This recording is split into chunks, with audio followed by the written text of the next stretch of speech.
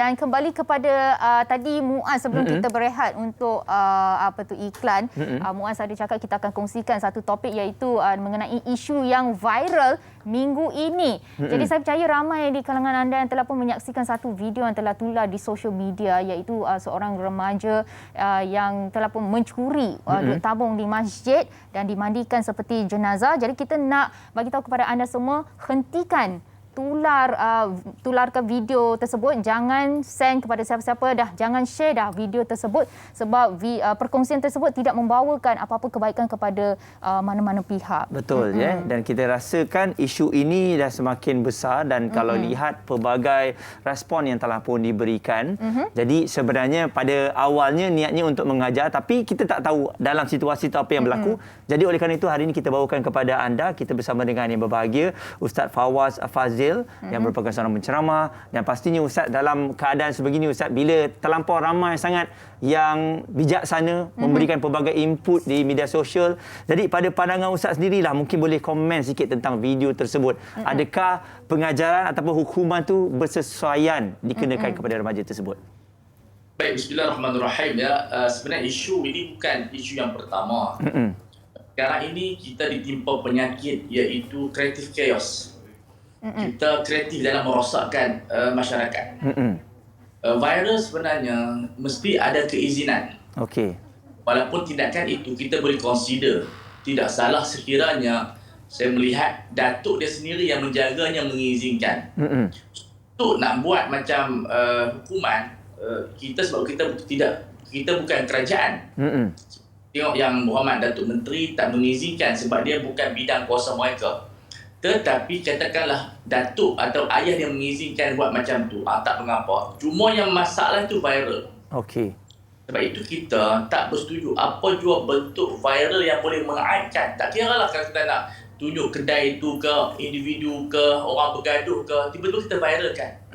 Itu satu perkara yang salah sebab kita tidak ada keizinan. Melainkan benda-benda yang melibatkan jenayah. Tak apa. Tetapi kalau benda yang melibatkan peribadi, melibatkan kita salah faham dengan orang di hospital, itu satu benda yang haram. Kerana yang tahu 2-3 orang, satu dunia tahu. Begitulah nasib remaja tersebut. Bagi saya yang siam itu kalau ada izin datuk tak ada masalah. Kalau tak ada izin tu yang ada masalah. Okey, cuma bila viral sedemikian itu mengaitkan. Memanglah dia isap dadah dan sebagainya. Cukup kita bawa ke balai polis. Tetapi apakah kesalahan untuk diaitkan satu dunia? Ya. Ini yang saya tak tegaskan. Jangan untuk rating viewer kita sanggup mengaitkan orang lain. Jadi satu benda yang kita namakan sebagai creative chaos. Untuk mendenda dan menghukum itu bidang kuasa kerajaan dan bidang kuasa seorang ayah. Tapi ayah pun ataupun datuk pun dia ada benda yang tidak sampai kepada mencederakan. Makna sekadar untuk mendidik dan seumpama dengannya. Imam Syafi'i pun berkata, kalau orang tu tak nak belajar, sembahyangkan jenazah dia 4 rakaat, 4 takbir. So, tidaklah salah untuk buat macam tu. Cuma yang salah itu viral. Viral itu salah sebab apa kepentingan signifikan kita tahu benda tu. Cukuplah datuk dia setuju dan pihak etiket masjid untuk didik mereka, cukup. Tetapi kenapa perlu diviralkan? Itu yang menjadi masalah dan isu. Jadi kita tolak tepi isu viral, tolak tepi dulu sebab kita nak tanya satu soalan ni dari segi hukuman. Kalau kita tengok kan pengajaran yang diberi kepada remaja tersebut, apa pandangan Ustaz? Adakah pengajaran tersebut betul wajar diberikan atau macam mana? Ia boleh jadi betul dan boleh jadi salah. Kalau dia mendapat izin daripada datuk dia, datuk kata buatlah bagi dia sedar sikit, tidak mengapa. Tetapi kalau tidak dapat izin daripada datuknya, sepatutnya dihantar ke balai polis. Sepatutnya. Itu dia punya tipun dia punya tertib dia. Betul. Sebab untuk menghukum orang, kita perlukan wilayah. Maksud dia mesti ada keizinan daripada pihak berkuasa. Kalau ada keizinan daripada pihak berkuasa, setakat kita nak bagi gempak dia, tidak ada masalah sebagai satu pendidikan. Tapi itu bukanlah satu bentuk hukuman. Itu hanya dalam bentuk nak bagi dia sedar kalau mati macam tu. Cuma kalau tak ada keizinan daripada pihak keluarga dan juga kerajaan, itu yang salah. Okey. So kita kena pastikan ada keizinan atau tidak keizinan. Sebab itu bukanlah satu hukuman yang berat hanya mandikan jenazah. Tapi kalau ada pukul, itu tidak boleh. Kalau ada pukulan, kalau ada paling kurang untuk ikat sementara ke balai polis sahaja. Okey. Sebab dia pun terlibat dalam aktiviti dadah. Jadi untuk sementara waktu itu kita bawa ke balai polis, ikat dahulu. Cuma kita dengan berlebihan. Sebab itu syariat tidak mengizinkan untuk menghukum penjenayah dilakukan oleh individu ataupun orang yang tidak ada tauliah daripada pihak berkuasa. Kerana dia akan menyebabkan berlaku perkara yang tidak diingini. Misalnya, kalau seseorang itu membunuh, kita ahli keluarga tak boleh bunuh dia. Kena lapor kepada pihak berkuasa, biar pihak berkuasa yang uruskan. Kerana kalau kita buat secara peribadi, dia akan menimbulkan ketegangan macam sekarang ni. Betul. Ustaz, kalau kita tengok Ustaz, kadang-kadang kita semua sudah maklumlah, ada setengah individu walaupun dah diberi nasihat, ibu bapa dah bagi nasihat, susah untuk nak dengar. Dan saya yakin sebenarnya apa yang dilakukan ini adalah sebagai peringatan. Kalau video ni tak tular, mungkin individu ni ataupun remaja ni tak dihantar ke balai polis pun. Mungkin sekadar dilakukan sebegitu dan kemudian dilepaskan. Mungkin pada awalnya. Jadi bagaimana sebenarnya Ustaz? Kita semua sudah maklum, kadang-kadang di dalam kampung ada individu ni penat nak nasihat dia.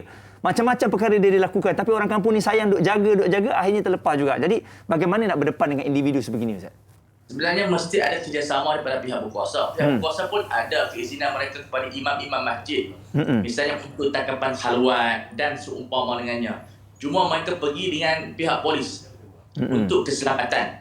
Sebab itu benda ni perlu kepada satu sistem yang lebih di-enhancekan, supaya kalau dah ketua kampung nak ambil tindakan tapi tidak menghukum tindakan sementara dalam bentuk pendidikan, mesti ada pihak izin daripada pihak berkuasa.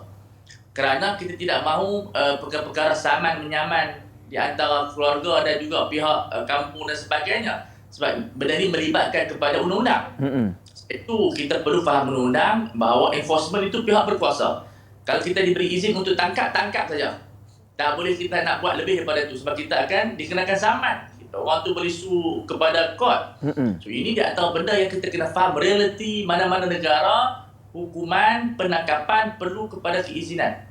So kalau kita setakat nak serah kepada balai polis, tidak ada masalah. Daripada kita sendiri nak pergi tangkap orang macam ni tanpa izin kerajaan, dia akan membawa kepada kerosakan pula. Walaupun memang mereka buat maksiat, tetapi kita perlu dahulu ada kuasa, ada punca kuasa, orang panggil punca kuasa untuk melakukan sebarang apa-apa tindakan. Tetapi paling kurang budak tu sedarlah, adalah kebaikan. Tetapi untuk kita nak meluruskan perkara sedemikian, apa-apa pun juga dapatkan dulu kepada rujukan pada pihak berkuasa agar kita tidak melanggar undang-undang.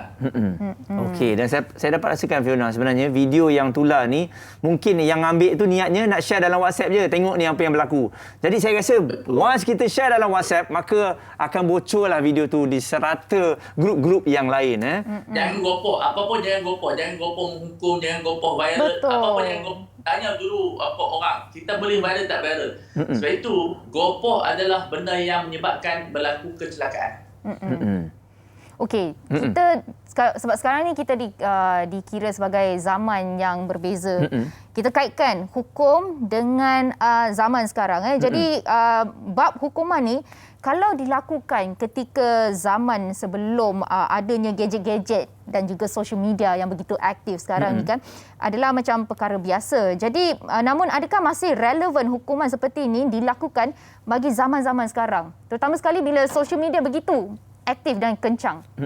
Sebenarnya pendidikan sosial media itu penting. Kita tidak boleh tunduk kepada tekanan. Walaupun media sosial ini salah satu daripada rukun-rukun kenegaraan, mereka boleh menggegarkan dunia. Namun, pihak berkuasa mesti ada jaringan yang kuat dengan media sosial supaya membataskan penyebaran. Sebab sekarang ni orang menyebar untuk naikkan viewer. Kadang-kadang macam berlaku aksiden jantung tu. Dia jantung dia kata mabuk. Betul. Di sinilah pengaruh mencari wang. Sebab kita tahu bila kita punya view meningkat, kita akan dibayar ya untuk iklan dan seumpama dengan dia. Sebab ini yang merosakkan dan ini merupakan satu perkara yang boleh menjahanamkan dunia akhirat kita. Jadi tidak boleh terpengaruh. Kita mesti mendidik masyarakat supaya tahu batas-batas perundangan, khususnya yang melibatkan nama baik orang. Cuba bayangkan, mereka sendiri yang diviralkan. Yang viral tu nama dia yang tersebar. Dia pun pening kepala. Sebab itu jangan kita terpengaruh dengan tekanan semasa. Perlu kita didik semula, perlu kita influence semasa kita supaya perkembangan semasa ini, kalau kita nak kata perkembangan semasa ini akan berubah, tetapi jangan kod etika kita berubah. Itu kita kena konservatif. Adapun dalam bentuk kebaikan, viral bentuk kebaikan, itu dibolehkan. Jangan membayarkan keaiban. Kita tak pernah fikir perasaan orang lain kalau berlaku kepada kita macam mana. Betul. Kalau berlaku kepada anak kita macam mana. Kalau berlaku kepada keluarga kita macam mana. Ini mahkamah belum lagi putuskan kesalahan, masyarakat dah menghukum. Netizen dah menghukum. Ini satu jenayah yang tidak mempunyai nilai kemanusiaan. Baik Ustaz, terima kasih di atas perkongsian itu tadi Ustaz. Ya, sama-sama. Kita harapkan kita berubah kebaikan. Ya, betul. InsyaAllah. Itu yang kita mahukan. Sekali lagi terima kasih kepada yang berbagi Ustaz Fawaz Fazil yang telah pun bersama dengan kami. Jadi kita harapkan kepada anda semua ialah dengan apa yang berlaku ni masing-masing mempunyai satu pemikiran ataupun ada idea, ada tanggapan yang berbeza. Cuma kita jangan cepat jatuh hukum dan kita doakan juga agar individu yang ditangkap tu dapat berubah sebab kenyataan telah pun dikeluarkan oleh datuknya sendiri. Memang susah untuk nak menghandlenya, tapi tak apa, masyarakat kena sama-sama membantu ya. Betul. Sebaliknya jom kita tularkan sesuatu yang baik yang boleh memberikan manfaat kepada orang ramai.